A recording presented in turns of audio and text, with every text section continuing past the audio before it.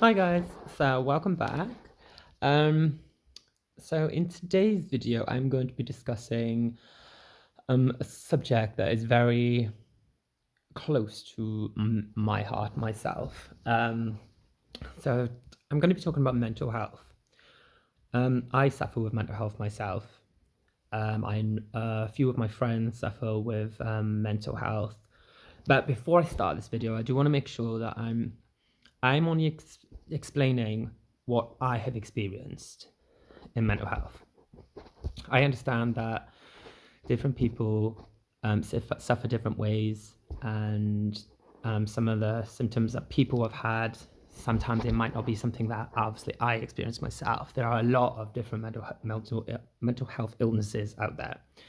So, in my experience of mental health, mine started when I was very young. Um, it's when I first started when I first obviously had trouble hiding who I was, me being gay and my sexuality. I have done another YouTube with it about a week ago on that subject, which is my coming out story. Go back and obviously watch it if you like. But it all started then, and it just went downhill from there because I didn't really understand what was going on. I didn't know what was happening to me. Um, but obviously, mental health can be anything between thinking suicidal thoughts, having suicidal thoughts, self harming, suicide attempts. Um, there's all sorts. Myself, personally done self harming myself. I don't recommend it to anyone. It just makes things 10 times worse. And now I realise is it can be quite selfish, especially if you have people around you that love you and want to care for you, and they've got to watch you going down this spiral. And there's nothing they can do or say. If you don't help yourself, then there is no way anybody can help you. Nothing no one can say to make you feel better or do. But it started when I was very young, when I first started coming out.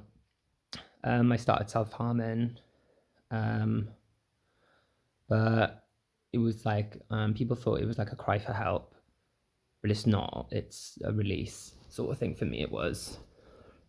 Um, it started getting worse, but then we left Wales, um, got to came to England. When we came to England, we were homeless. We had nothing at all. And all we had was what we could pack in our car. Very, very bad time. I'll explain it in a different video. That's a proper deep conversation, and I'm not even ready to talk to myself about it. It's one of those conversations you sort of like put in the back of your head, like only open when you're strong enough. Um, but yeah, we left Wales, came to England, and I started talking to the most beautiful soul I could ever talk to in my life, which was my ex partner, Taylor. Um, and then we was together for a while, a long time. And then I think it's when I got with him when I was 17. I think it was 17. And when he was 19 and I was 19, he died, unfortunately, in a car accident. I lost him when I was 19. That made me spiral out of control. I was absolutely inconsolable. But I'll explain all that in a different one as well. But there's from then I went completely psycho. I was constantly hurting myself, um, and yeah, it was yeah. But mental health can be anything from self harming, hurting yourself in any sort of way. Excessive drinking is another version of self harming as well. Drugs, hearing voices in your head. I know how crazy that sounds, and I know it sounds absolutely insane. It's things. Mental health is a really hard thing to discuss. It's a really hard thing to express, like what happens. But I'm trying my best to try and explain it to you. A lot of people on Snapchat have asked that I talk about mental health, but it is hard. Yeah, you hear voices. A friend of mine messaged me the other day when I had my coming out story. He messaged me. I'm not going to mention no names because he doesn't want anyone to know, which is I'm going to respect his privacy. But he said to me, he didn't know. He thought he was the only person that his voice is in his head. And I said, mate, absolutely not. I've been hearing him since I was about 16, 17.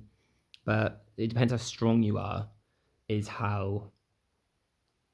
you can take control. Obviously, medication helps as well. I'm on antidepressants. But yeah, they help. I came off them for a while and it was awful. I went completely off the rails, alcohol, drugs, a lot. And so Shane took me to the doctors and had me back on them again. But if I don't take my tablets, I get 10 times worse. I mean, that's not even though I have down days, up days, But the one thing that I said to my mate was, if you feel like you need to go and get some help, there is no shame in asking for help at all. I mean, asking for help probably is the most strongest thing you can do as a person in yourself. You might think it's weak because you're asking people to help you, asking the doctors, telling doctors how you feel. Some people do think that's a sign of weakness. I did. But it is a sign of strength, I think, personally, myself. A lot of my friends have mental health. We talk to each other. We try and help each other. But, I mean, the only person that can really help mental health is you. When you want to help yourself, that's when people can help you. But I lost a dear friend of mine not so long ago because of mental health. A friend of mine lost his brother because of mental health not long ago. But the thing is, people don't understand. A lot of people don't, still to this day. I mean, we're in 2020, and even now, some people don't understand mental health, and they never will unless you go through it yourself. You will never ever understand how somebody else is feeling. And even then, when you do suffer with it, which I wouldn't wish on my worst enemy, I really, really wouldn't. But it's unless you go through it, sometimes you don't know what that other person is going through that has mental health as well. There's different forms. But it all boils down to one thing, I think, and that is that you never, ever feel like you're good enough. You don't know your purpose of being here. You think, personally, I thought my purpose of being on this earth was to be heard by people, for people to lash out at me, and I take everybody else's pain and not put myself first. That's what I used to be like. Not anymore. I've been hurt so many times by friends who claim to be friends. People I had, for example, there are a few people that I wanted to go back to my last job in Bridgewater, and I got refused. Even though I gave 3 years of my life, dedicated to them, I was loyal and all that, but I wasn't allowed to go back. And then I found out that the people that were claiming to be my friends are the people that stood up and said, no, we don't think it's a good idea Gavin comes back here. They don't know I know. They have no clue I know. But I know. But I'm just biding my time. I'm waiting, being patient. But that could have triggered my mental health then to think, well, am I not good enough? What am I doing to make these people do this to me? And I thought to myself, do you know what? No, actually, maybe I'm not doing anything wrong. Maybe it's other people.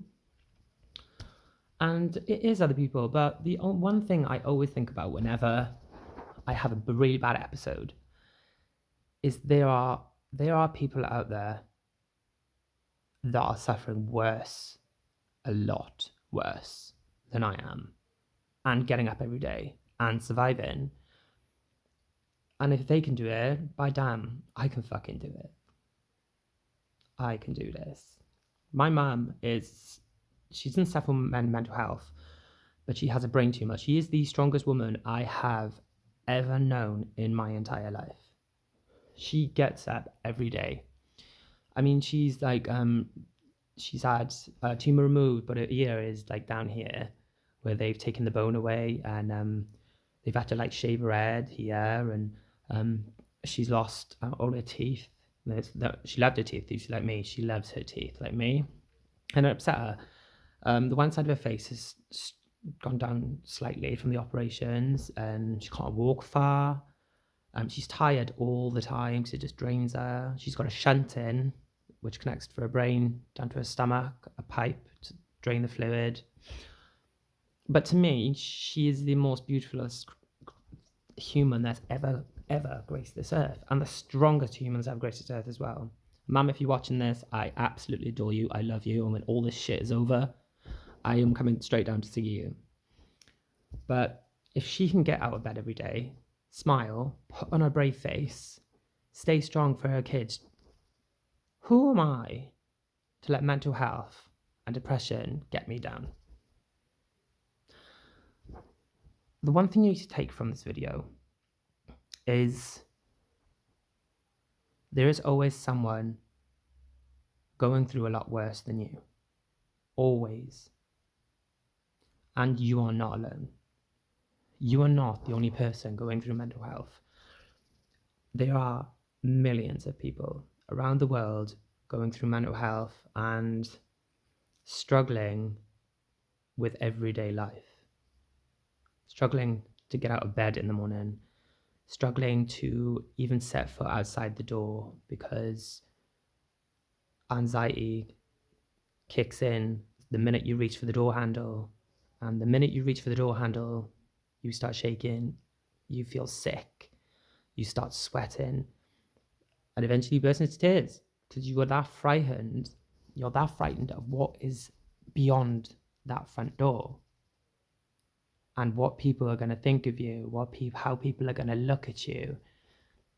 I've been there. But just remember one thing, you are not alone in all this. All you need to do is reach out. Some of your friends might even suffer with mental health. You might not even know. Just reach out, talk to people. Talk to someone that you know you can trust. And you never know, they might suffer mental health as well and give you some advice. We're all in this together, all of us. People with mental health, we've got to stick by each other and help each other. Otherwise, there are going to be a lot more deaths on our hands. Especially in this coronavirus crisis.